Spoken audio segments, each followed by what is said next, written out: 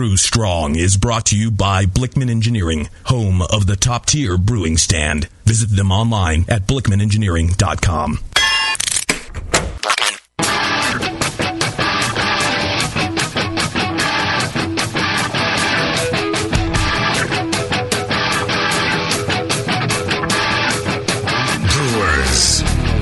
Time for the beer radio you've been looking for. This is the show that dispels myths, tackles the toughest topics, and makes no apologies for geeking out on beer. Hosted by two guys that drink before they think, Jamil Zainashev and John Palmer.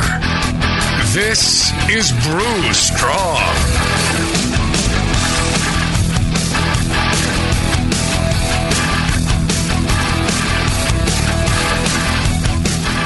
Hey, howdy, hey, my brewing brothers and sisters.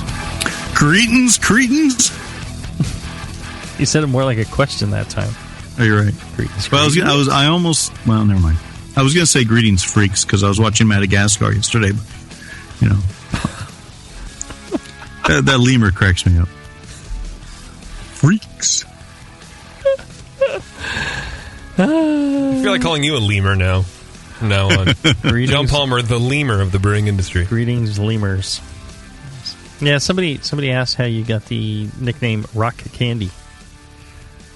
Yeah, I don't even remember. I mean, it was just came up one time. You said I was hard, sweet, and sticky. Hard, yeah. I think Jamil like was in candy, baby. A dehydrated state of confusion.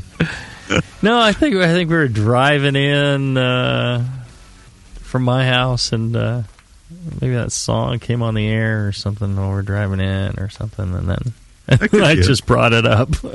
Just gave you the nickname during the show. I think it was on that show. I think I was running the board for that show. I remember when John Palmer wasn't called Rock Candy. Yeah, that's a great song. It is. And a great nickname. It is good. I like it. It's awesome. It is awesome. It's better than dog meat. Yeah, I suppose it is at that. Yeah, there you go. So you should be happy. But, you know, but dog meat said with such affection, though. Dog meat. Yeah. I like dog meat. I started watching Sling Blade the other day. Oh, yeah. You warming up your reed chops? We're warming up my, for my reeds. Well, and speaking of warming up, Palmer, you're heading down to Brazil, huh? Yeah, I'll be heading down to Brazil June 5th for a week to attend one of their homebrewing conferences. Mm-hmm. Wow. And that'll be a lot of fun. I talked to Gordon Strong about it a little bit, and gave me some couple names of some beers and some people I can expect to meet. And it should be cool. Any of them prostitutes?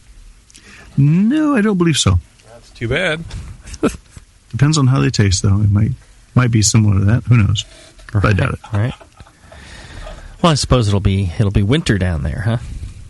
Yeah, but I mean, well, somehow I just can't picture. I can't picture Brazil being that far from the equator.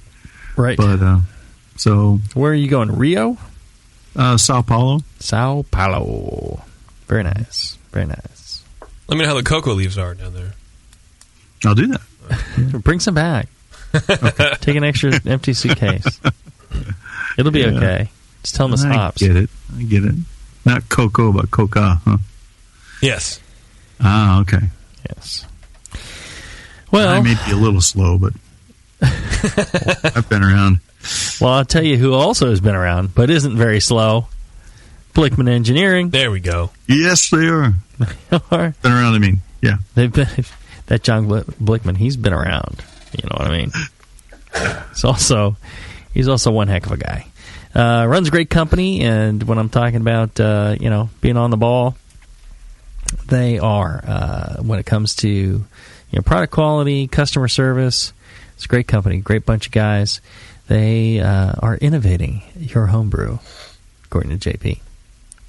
Isn't that right, JP? What's that? Yeah, I agree 100%. They're innovating homebrew. Oh, they're innovating your homebrew since about 2008. Since 1969. Yeah. Yes. Absolutely.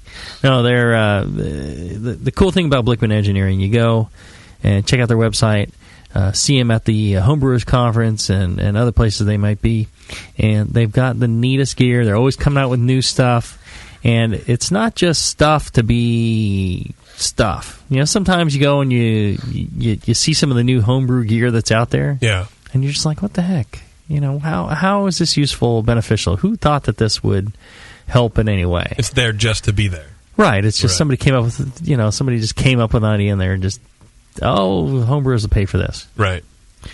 Blickman Engineering, it's all stuff that they engineer to make the brewing processes better and more efficient or easier to do, more repeatable.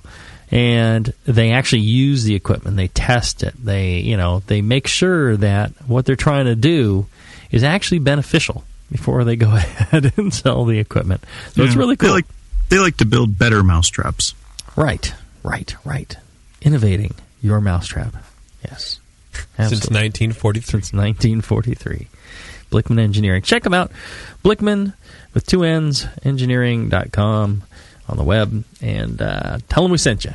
Tell them thanks for sponsoring the show for such a long time. You may not even get hung up on. Right. Like you would if you called in here. Right. I mean, that's going to happen. All right. Today we're doing a live Q&A show.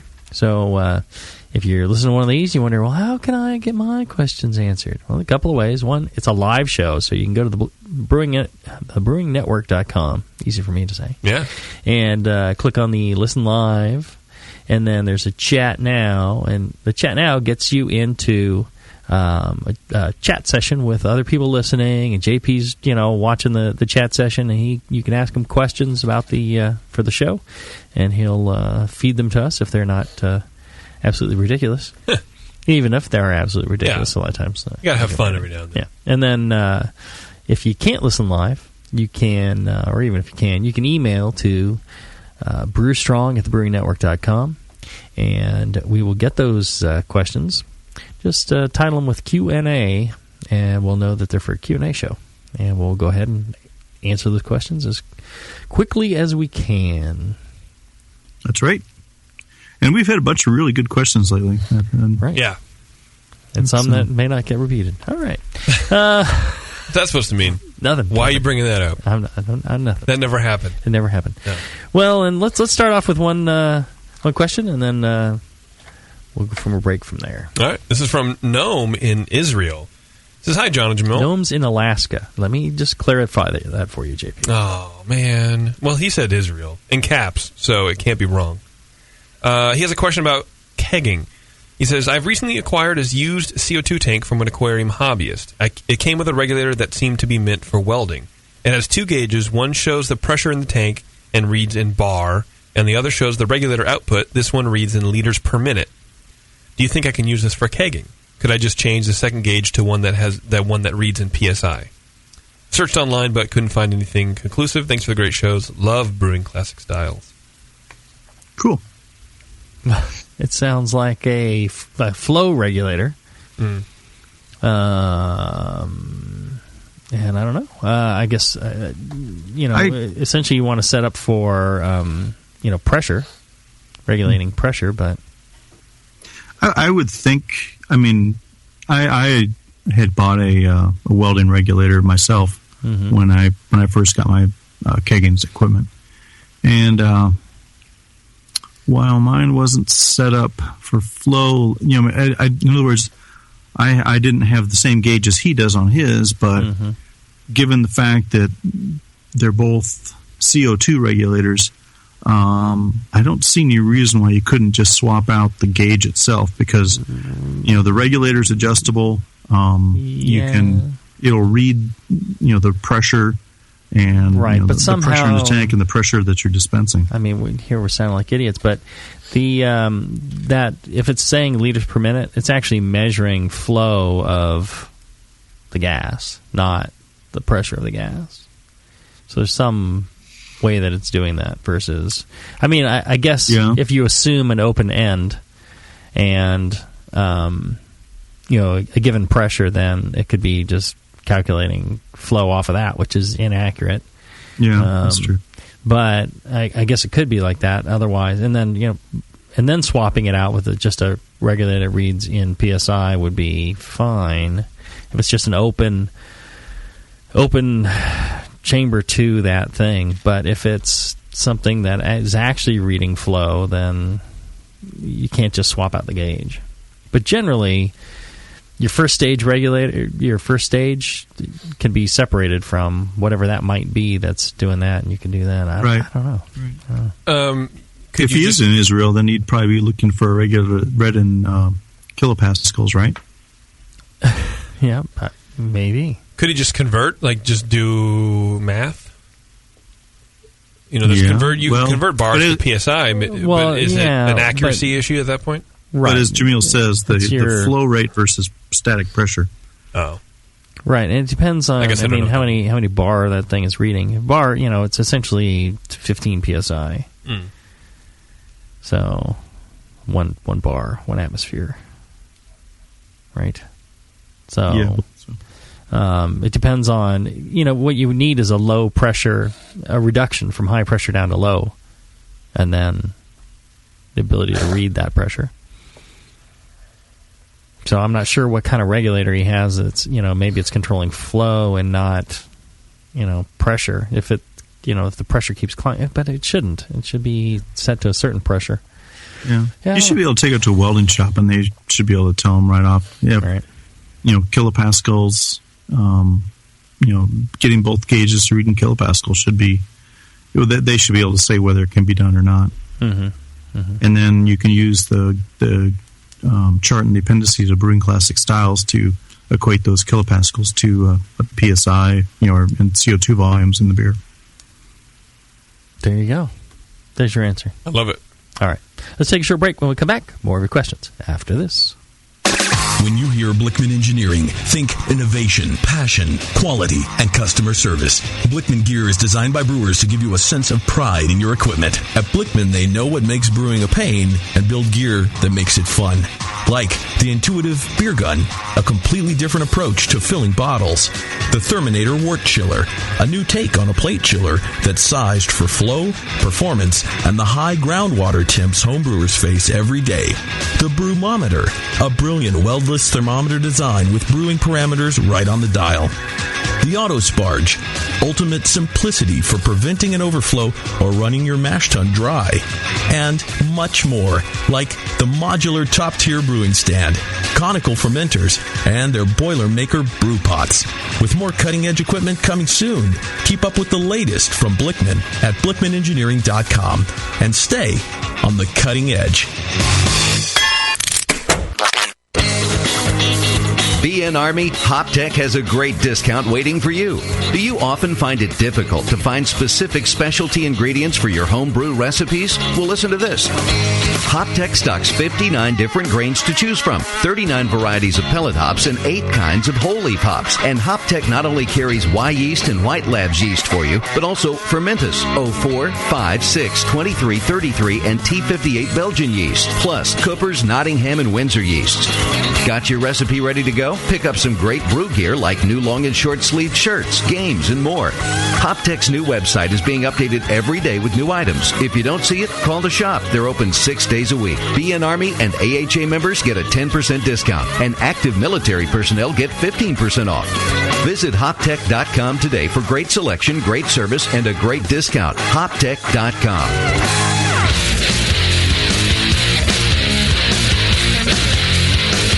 Back to the two guys that know how to turn beer into beer. This is Brew Strong.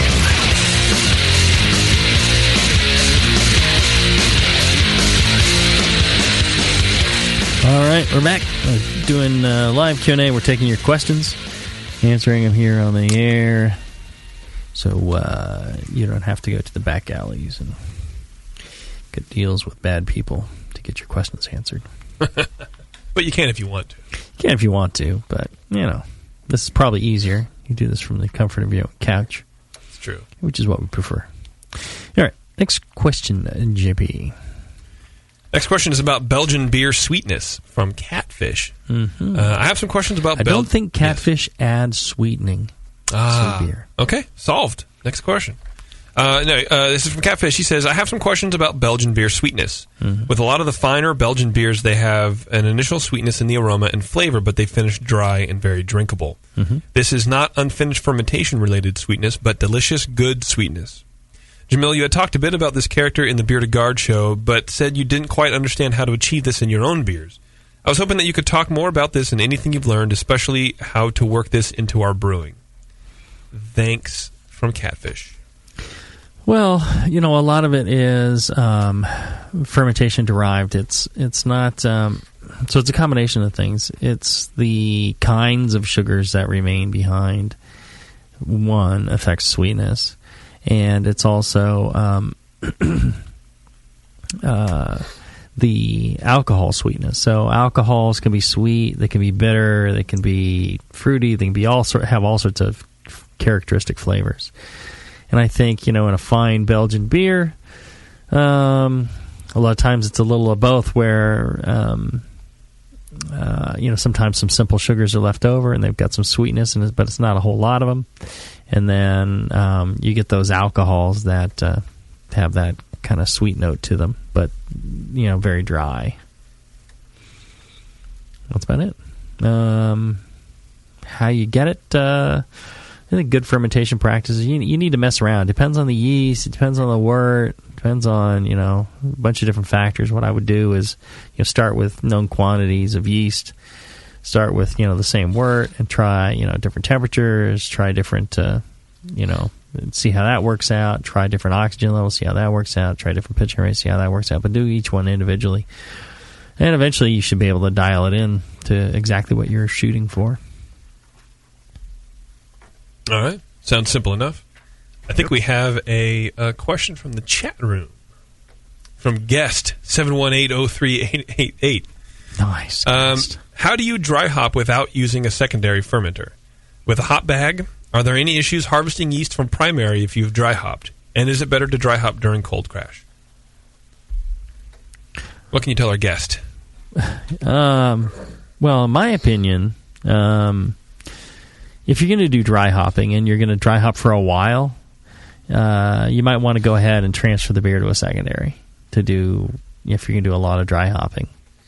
That way you can harvest your yeast, and you don't have to worry about that, and you don't have to worry about the yeast autolyzing while you're waiting for your dry hopping.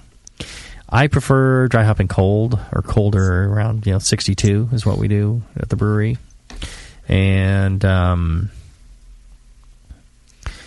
I guess you could use a hot bag, but if you want to harvest your yeast, you probably should use a hot bag, right? Or should you not harvest when you dry hop? I would just collect the yeast first and go to a secondary, but you can still go ahead and collect the yeast after you dry hop. It just depends on your method of collection. If it's in a carboy and they're all on top of each other and you're going to pour it out, then it's going to all get mixed up. So, then you definitely want to use a bag. But bags going to reduce the character that you get, a little bit. Okay. Yeah, I was thinking by a secondary, you also include a keg, right? So, just rack the beer to a keg and dry hop in the corny. Right. Yeah. And you can do it in the fridge. You could, I've dry hopped at lower temperatures too, at serving temperatures. And, slightly different character. It takes a little longer, but it works out all right. Mm-hmm. So you can do that too. The nice thing about that is you get to taste it as the hop character increases. Mm-hmm. And, the flavors change too. It's not just, people think it's kind of a linear thing where, you add these hops and you get all the flavors of that hop is, consistent, and it just gets more and more over time. It doesn't. You start out and you immediately get some characteristic of the hop, and you get that like that day, and then the next day, maybe it's getting a little more intense and you're getting something else in there, and then the next day, maybe some of that character drops and some other character comes on, and over time, it can go from fruity to spicy, or citrusy to spicy, or you get just different characters, and sometimes you get multiple. Sometimes a character you like drops off. Sometimes it's additive. So time is really interesting on hopping and doing that with the keg, like John's saying, and tasting it over time really is quite interesting. Sounds very excellent. This is from Bill in lovely Murphy's, California. I like Murphy's. Friend worked at the Murphy's Hotel. What do you think of that? It's a little history lesson I just taught you. Really? Is the hotel brown? Hotel's not brown. It's a very lovely yellow color, I think. Maybe now. I think they have a really nice Chinese restaurant there, too. Anyways, Bill would like to know about depth of blow-off tube in the sanitized water. He says, is the yeast attenuation or the height of the krausen affected by the vertical depth of blow-off tube submerged in sanitized water? The reason he's asking, he says, it takes more pressure to blow through a tube that is 1 foot underwater vertically than it is for the same tube that is only 1 inch underwater. This means that there will be more back pressure in the fermentation chamber for the longer tube than the shorter tube. I would imagine it could make a difference, but to what degree? Is the difference nominal at these depths? At what depth or amount of back pressure would it be noticeable? And what difference would it make to the taste of the beer? He apologizes for the 21 questions, but he couldn't find anything on this topic, and he says he's new to brewing. That's from Bill in Murphy's. Coincidentally enough, my friend's name is Bill, who used to work at the Murphy's Hotel. Unrelated. What do you think?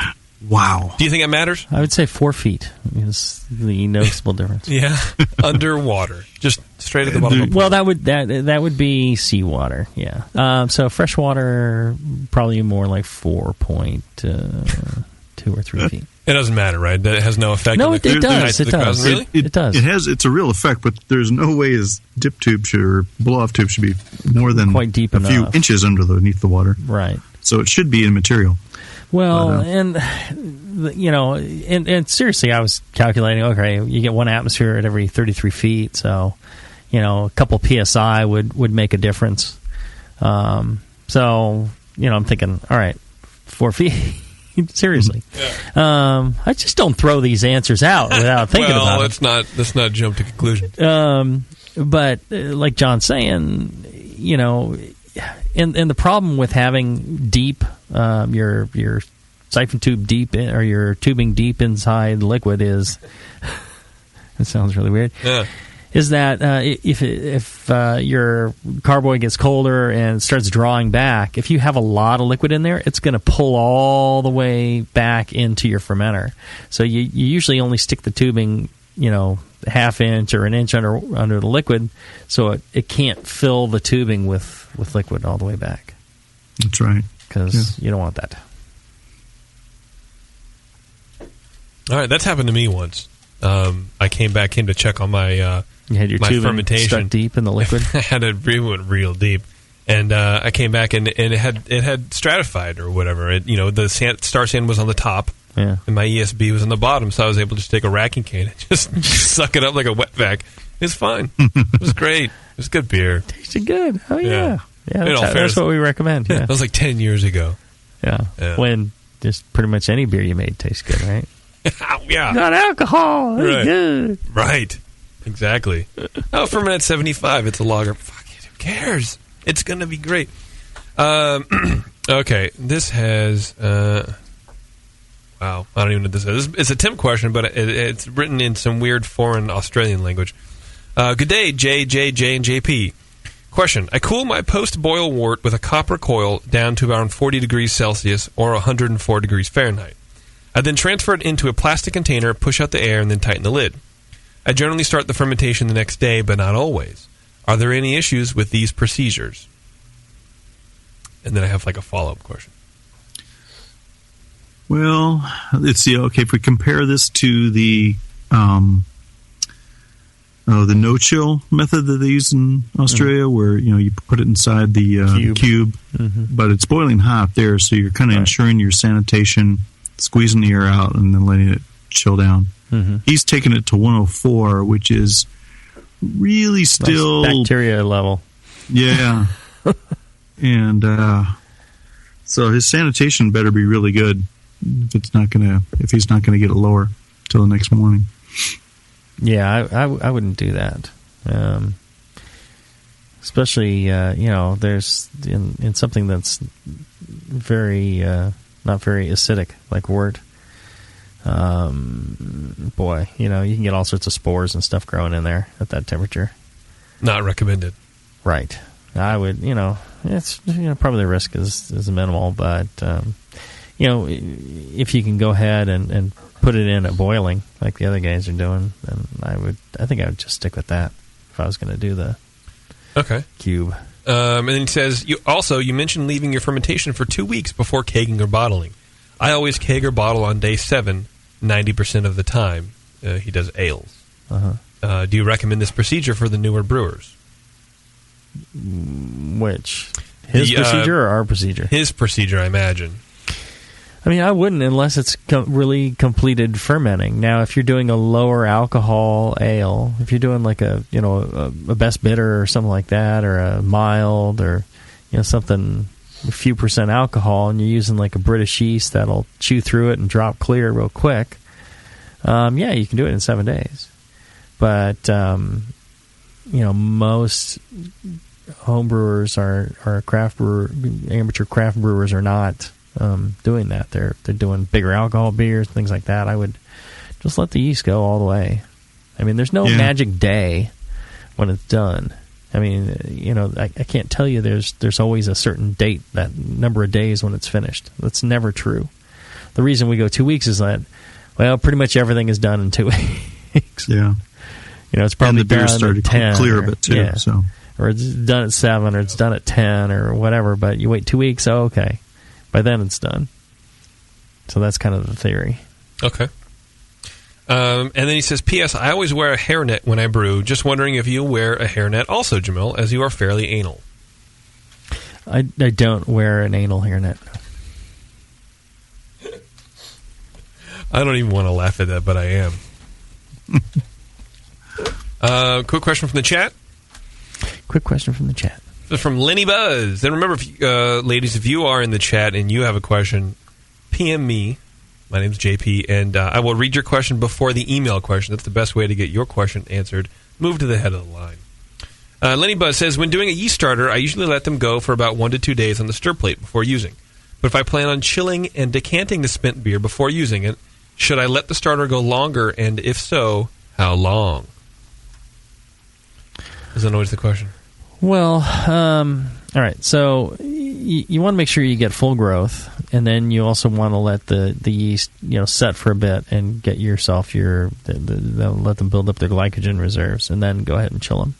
So it depends on how much yeast you put into how much wort is going to tell you how long it takes generally, but most of the time within 12 to 18 hours all the growth has happened, and generally within 48 hours everything's finished. I just wait. If you see activity, you see bubbles even with the stir plate, I mean you see little fine CO2 bubbles and stuff like that, then the yeast is still working. As soon as that seems to stop, turn off the stir plate, let it settle for 12 hours, and then go ahead and put it in the fridge, and then let all the yeast settle out overnight or a day or two, and then decant and pitch your yeast. That's generally the best way. It sounds like the best way to me. The best practice. It does. Thanks, Lenny, for the question. Practice makes perfect. What do you think? Break time? Sure. Wow. At the sound of the tone. I just leveled up on Mario Brothers. It's time to take a break. We'll be back after this. Nico, listen, our lawyers said that we had to do this for 1 hour, and after this, we don't have to talk to each other for 3 more months to the next meeting. Kids, come on, let's get out of here. I'm supposed to have more lines, so I'm the professional. Hey, it's Sully. And I'm Nico. And we opened the 21st Amendment 9 years ago at 563 2nd Street in San Francisco, just 2 blocks from Giants Park, to make great beer and have a great time doing it. That's right, because to us, the 21st Amendment is more than just the right to make beer. It's the right to experiment, to be innovative, and just do things differently. And so now, we're putting our craft beer in cans. That's right, cans. You can find our world-famous Hell or High Watermelon Wheat Beer and Brew Free or Die IPA throughout California and Alaska. And now it's also available on draft at select accounts in the Bay Area. So next time you're at your local neighborhood pub or good beer store, be sure to ask for 21st Amendment in cans. Because everyone likes it in the can. Tasty crack cans. Tasty crack can. Williams Brewing is your online resource for prompt delivery of quality home brewing supplies. Since 1979, Williams Brewing has offered the finest equipment and freshest ingredients and the best customer service in the business. Cut hours off your brewing sessions by using one of our 11 varieties of famous Williams malt extract. Our Williams Belgian Pale Extract is mashed with pure Belgian two-row malt and a small percentage of Belgian wheat malt for an authentic Belgian character you just can't get from other extracts. Or check out our unique fermenters, 2.5-gallon kegs, paintball tank-based draft beer equipment, bottling aids, and much more. We even have our own line of precision hydrometers. Go to WilliamsBrewing.com to browse our vast selection. That's WilliamsBrewing.com. Orders placed by 3:30 p.m. Pacific Time ship the same day. Brewing is easy. The Williams way. Hi, I'm Jamel Zanishev, and in addition to my work on the Brewing Network, I write the Style Profile column in every issue of Brew Your Own magazine. Hi, I'm Sean Paxton, and when I'm not prepping for the Home Brewed Chef on the Brewing Network, you can find me writing articles on how to cook with your home brew for Brew Your Own magazine. Greetings, cretins. This is John Palmer, and when I'm not writing for Brew Your Own, I'm reading it. John Palmer, Sean Paxton, Jamil Zanishev.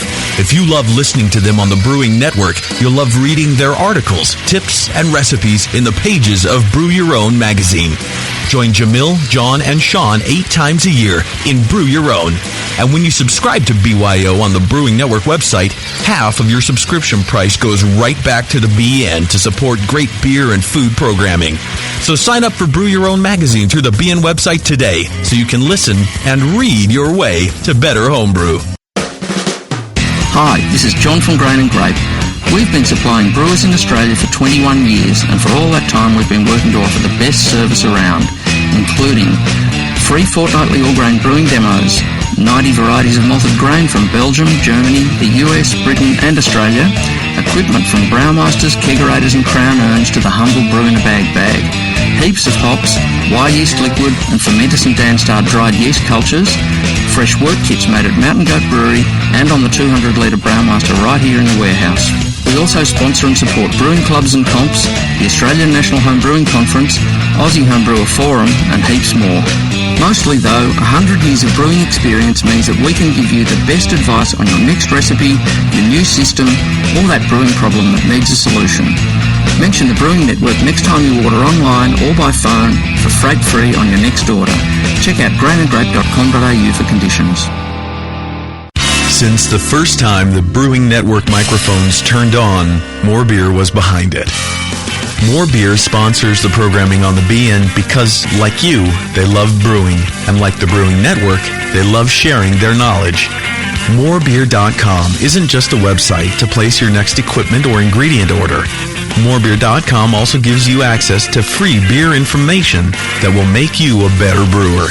Go to morebeer.com and click into the Learning Center. You'll find podcasts, technical facts, video tutorials, and more, including access to The Buzz, More Beer's social network of more than 5,000 members. And some of them might even be crazier about beer than you are.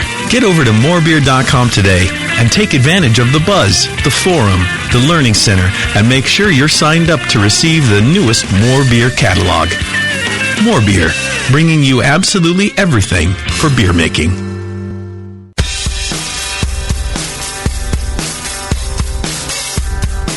Back to your hosts, Jamil Zanishev and John Palmer. Putting the testicles in technical. This is Brew Strong. All right, we're back. Yes, we are. Having another joyous time in the studio. All right. Let's see here. I think we were answering Q&A questions. Yes. JP, you have another one for us there? I knew you would Sweet jump on me man. before I was ready for you. You jump on me, or I jump on you? Either way, it works out for me. This is from Ginger Nick.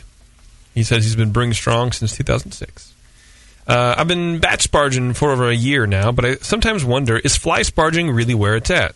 What does fly sparging have that my batch sparge can't offer? Is it a few points in efficiency worth the extra effort of having to constantly check the pH and gravity of my mash runnings? Why are there so many words in this message that can't spell check, I don't know what these people trying to be funny in emails. I brew 12 gallons with various gravities often, but can sometimes be off the mark when trying to hit my volume and original gravity. Would fly sparging help alleviate this, and in what ways could it improve the overall quality of my beer? Jamil, I don't know if you'll agree with me on this or not, but I don't know that fly sparging necessarily improves the quality of the beer. In my opinion, I think it boils down to convenience and effort. I mean, if you've got the equipment to fly sparge, and you can just set a couple of flow rates and let it sit back and wait for the mash for the boil kettle to fill, that works great. Whereas if you don't have that sort of capability, and you're in a smaller kitchen or an apartment, then a cooler and a big pot on the a couple of pots on the stove, batch sparging works well in that case. Sure. Yeah, I don't know that I would go out of my way to get equipment to do fly sparging if you're already set up to batch sparge. I don't think it's not gonna, let's say one or the other improves the beer, it's not going to be huge. Temperature control on fermentation and the right amount of yeast and being able to make starters there, you're talking about real differences in your beer. Yeah.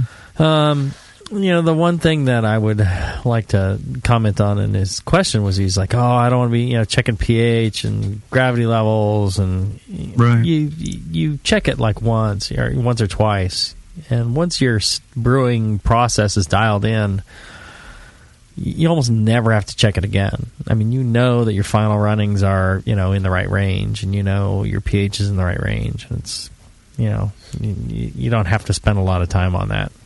So, I mean, that's not really, going to send you one way or the other. Yeah, I agree. I just did an episode for Brewing TV this past weekend where, we had the option of either fly or batch, and I said, well, let's show people how to do batch with a cooler, and maybe that hasn't, people haven't seen that on a video in a while, and unless we were to go back into a Waterganza type show where we start talking about pH and so on and giving a lot of background, I think suffice to say that batch sparging is or versus fly sparging is not going to really buy you anything in terms of beer quality. It depends on what equipment you have available and what kind of space you have. All right. Sounds great. This one is from Rob. He says, I just finished listening to the Staling podcast of Brew Strong, and I have two questions. I have two questions regarding Staling and IPAs. My history buff friends tell me that people started brewing IPAs because the additional hops would allow the beer to survive the long trip to India. However, since IPAs have a lot of isomerized alpha acids, it would seem like these would stale faster than regular ales. How could these beers last several months in conditions that seem ripe for staling? Well, the alpha acids, increased alpha acids aren't going to increase staling necessarily. Or prevent it. The whole thing with the extra hopping was that, some afford some microbial protection for the beer, as does alcohol. So, it's not going to spoil because of those characters on a long voyage, but heat and oxygen will stale the compounds and oxidize the compounds and cause some staling character. And yeah, I'm not sure what we said in that Staling show, but You don't remember every show ever? No, I don't. You're a jerk. People will send me an email like, so 3 minutes and 52 seconds into the episode on... just like, just tell me what I said. Well, you should just remember everything you've ever said ever. Yeah, I know. But, the issue on Staling, or the issue on IPAs in general, is that they're supposed to be a bright, fresh, hoppy beer. And, the longer you keep them, the hops drop out, and you do get some stale characters in the malt eventually. And it's much more apparent than in a beer with lots of character malts and then less hops. So that's really the issue with IPA.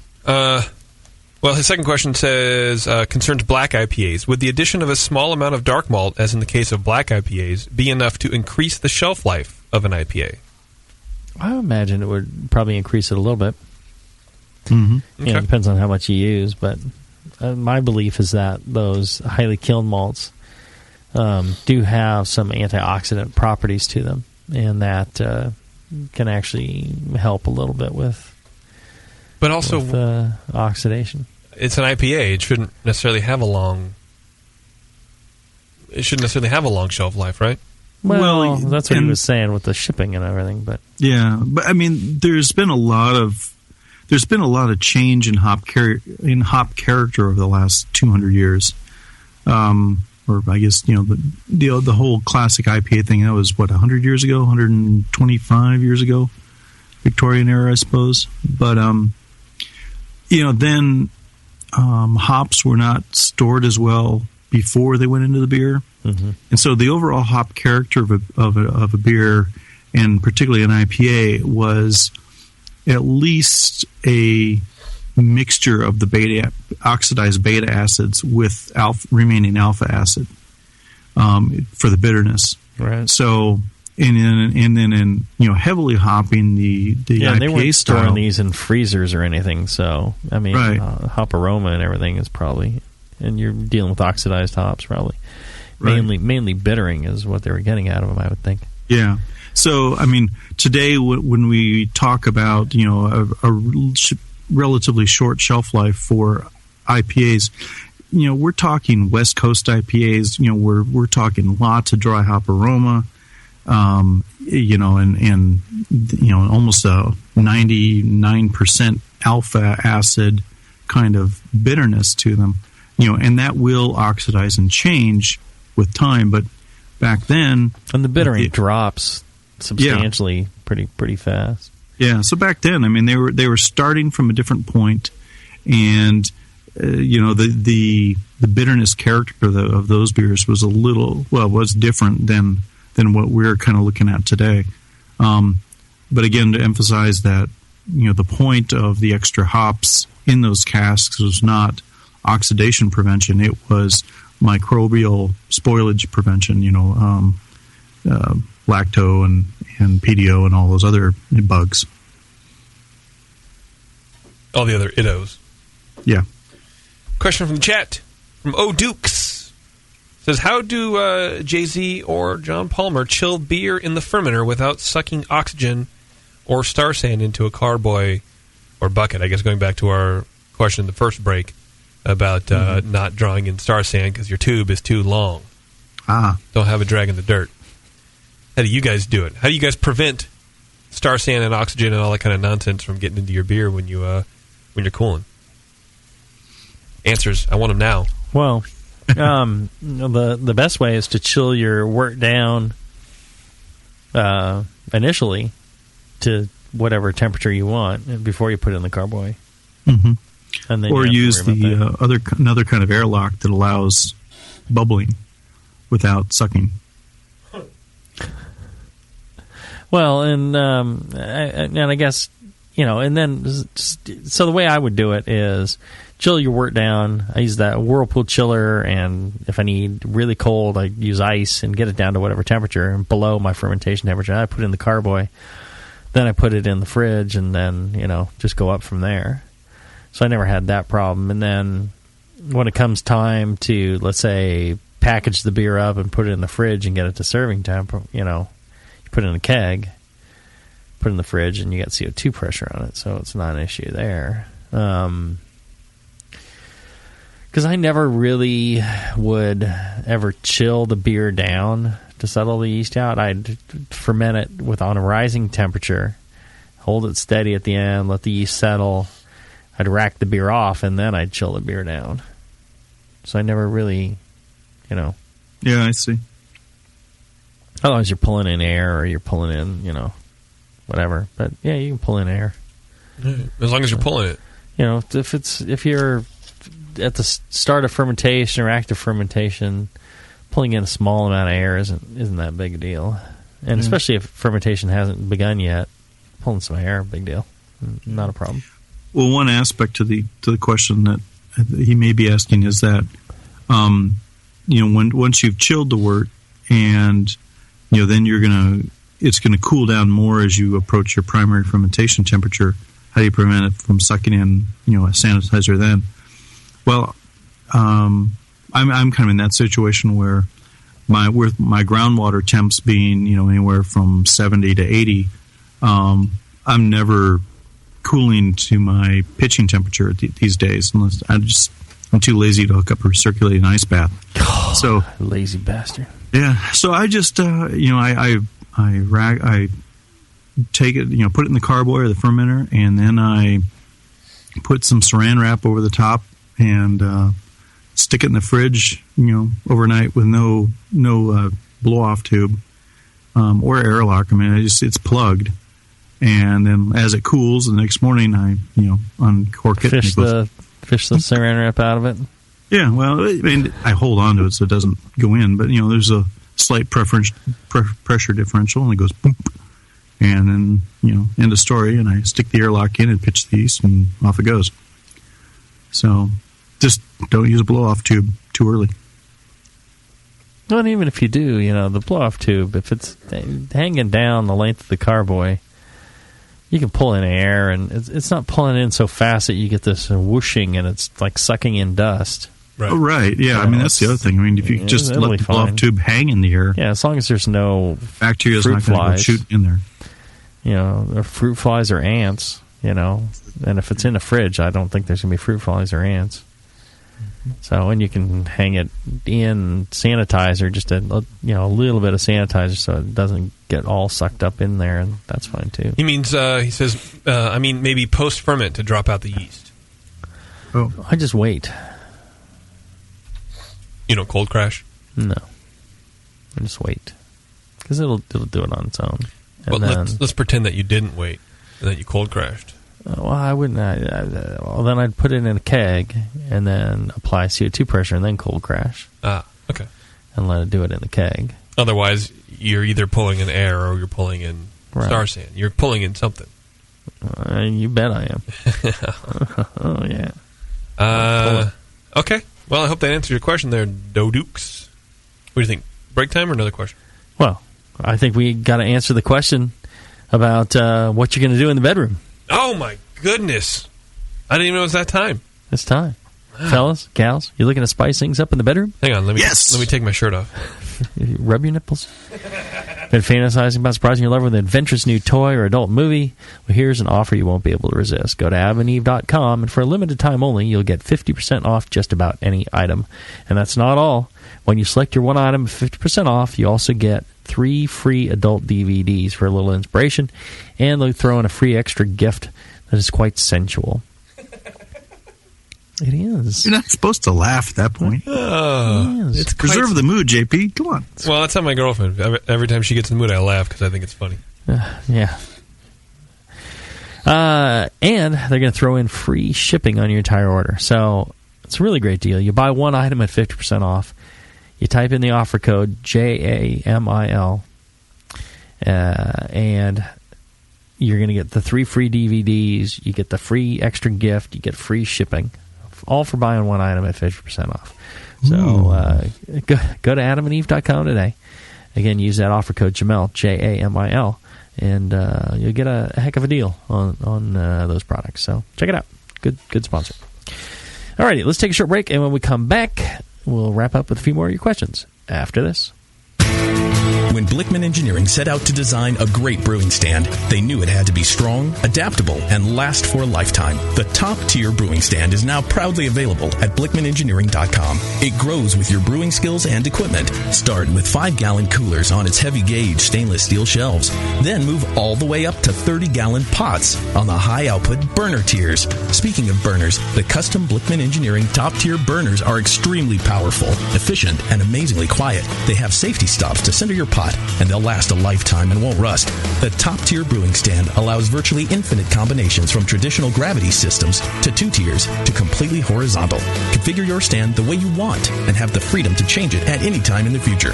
Your brewing stand should adapt with you, not force you to learn a new process. Visit BlickmanEngineering.com today to configure your top-tier brewing stand and to find a local Blickman retailer. You'll be surprised with all the flexible features and the competitive price. Start brewing with Blickman from the top tier. More Beer is doing it again. It's June, and since More Beer is committed to bringing you the best value, they've already slashed hundreds of prices this year. Now, summer is finally here, and they're focused on draft equipment. You'll find new lower prices on keg parts, taps, towers, faucets, and more. And More Beer has awesome sale prices on complete kegging systems this month. And they're also bringing back an old friend, Scotty's, the new 2.5-gallon keg, along with some cool new draft swag. Join the June draft extravaganza only at More Beer and morebeer.com.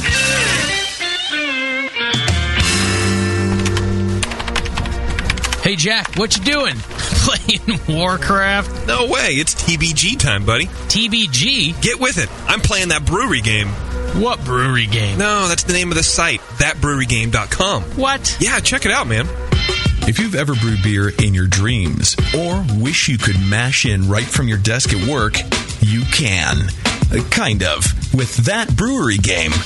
You can brew up a great batch of beer from anywhere virtually. Then you can sell it because in That Brewery Game, it's legal to sell your beer to the public, create recipes, brew virtually, upgrade your equipment, upload labels, and test market your brand at thatbrewerygame.com. You still slinging pissed off birds into buildings from your phone? Forget that. Try making beer. Sweet. Register right now for your free account at thatbrewerygame.com. Brew, drink, play. Thatbrewerygame.com. In a world where everything has been lost. What happened to the city? It's in ruins. Only one man has the ancient knowledge to restore civilization. I need a drink.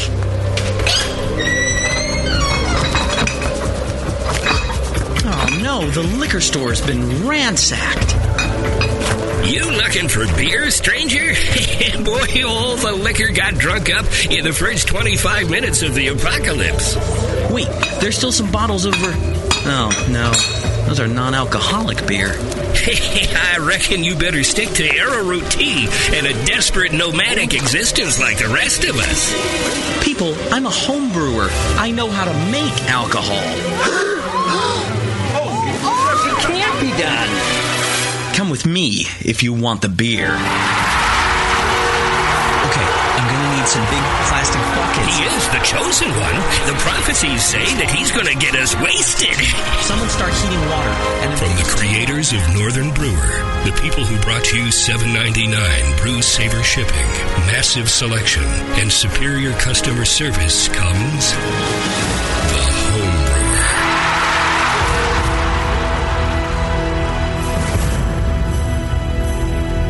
A vial of White Labs yeast is the key to your best beer. When you open a vial of White Labs yeast, you're giving your beer its best chance for a perfect fermentation. In addition to their already incredible variety of yeasts, White Labs is proud to announce WLP 90, San Diego's super yeast, now available year-round.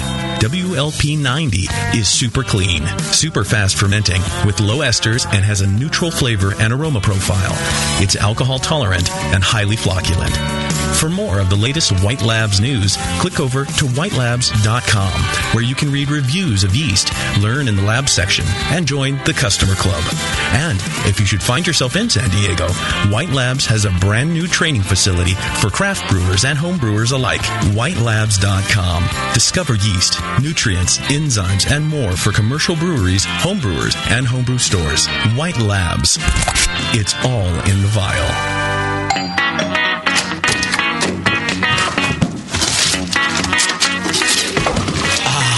What'd you get? More brewing ingredients? Yep. You know what I love about Brewmaster's Warehouse? The $6.99 shipping? Well, yeah, but... Oh, the in-store classes for beginning brewers. Yeah, that's cool, but... Oh, the Brew Builder. Creating and saving your recipes online is awesome! No, yes, but... The cheese-making supplies. No. Oh, the wine-making supplies. Oh, the distilling equipment and liquor flavorings. All that stuff is awesome, yes, but what I really love is that the guy who runs it is totally hot. And that Brew Builder software is awesome. Oh, yeah.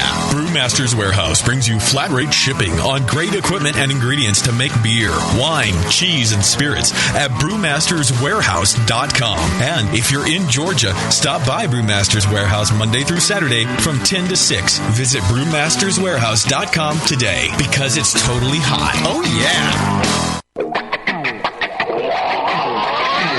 Back to the beer guys that make other beer guys look like wine guys.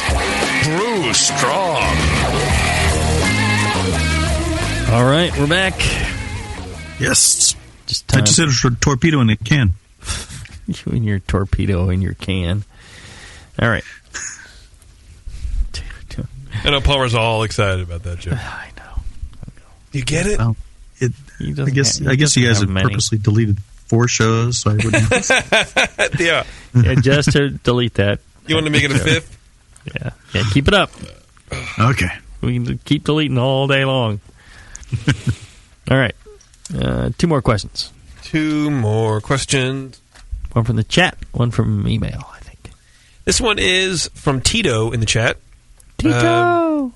He says, I've read that you can mix 70% percarbonate OxyClean and 30% sodium metasilicate, which is Red Devil TSP 90.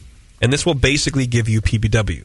What are your thoughts on this? The container of the Red Devil TSP 90 says not to use on glass, but the rumor on the message boards is that at this concentration it's fine. So is this a cheap way to make homemade PBW, or is this just another bad idea perpetrated by the internet? Thank you for your help.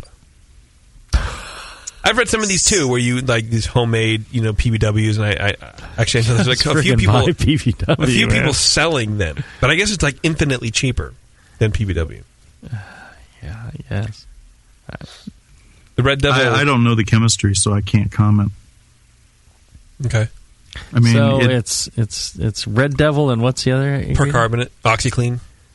Yeah, see, but like the non-detergent, I guess there's some with detergent in. That's not what you want. Yeah, but the PBW has all sorts of compounds to help lift the material off, and it's not just those 2 ingredients. Yeah, it's not those 2 ingredients. It doesn't sound. I mean, maybe it works. I don't know, but I'd be hesitant to mix lye with something else, and I mean, just doesn't sound like a good idea. I mean, maybe it is. I don't know. Well, maybe it's not a good idea, but I think there are people doing it though. But I don't know. I don't know. Yeah, I mean, we would literally have to get 5-star on the phone and ask them if they were doing it. But I mean, is that how you make PBW? Yes, yes. We read it on the internet, and so that's how we make it. Well, I mean, but you could ask them, would this combination of chemicals work? Kill me.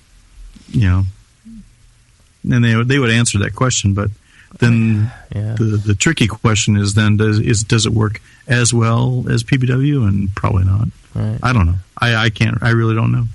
And there's people that use like bread yeast, expired bread yeast to make their beer. I mean, can you do that?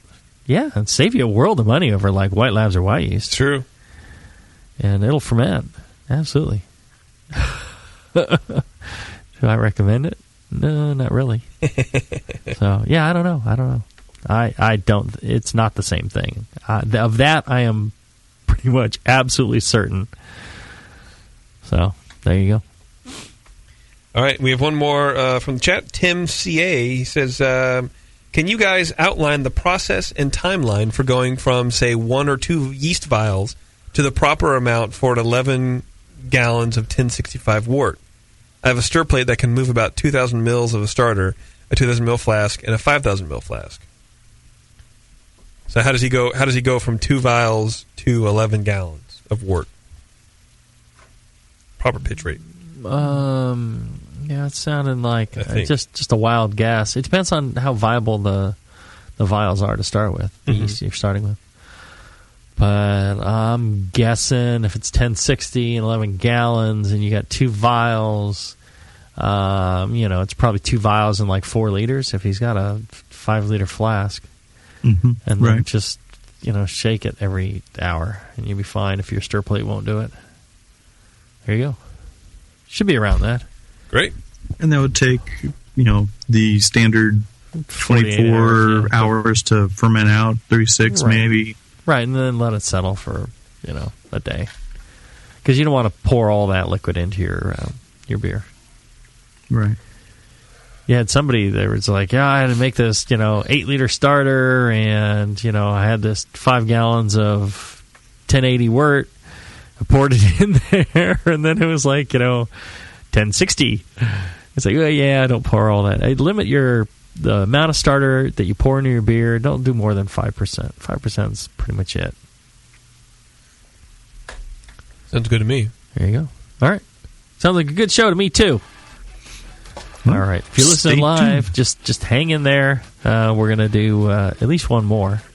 And then Can You Brew It's coming up also at 6. So we got lots of good programming entertainment coming your way. And if you'd like to keep supporting that kind of programming excellence, then go and check out the BrewingNetwork.com.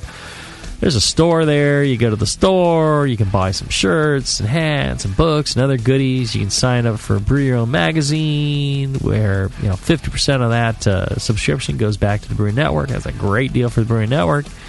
That's a great deal for you because you get a quality publication and Brew Your Own. Zymergy magazine, you can do the same thing. Lots of goodies out there. Lots of stuff that you can do to support the Brewing Network. And, support our sponsors, too. Check out BlickmanEngineering.com and tell them how much you appreciate their supporting the show. It makes a big difference. And we'll be seeing you here at NHC in Seattle. John will be seeing you all in Brazil. That's right. Make sure you come out and meet us at those events. Don't be shy. Come up, say hi. All right. Till then, brew strong. Brew strong, everybody.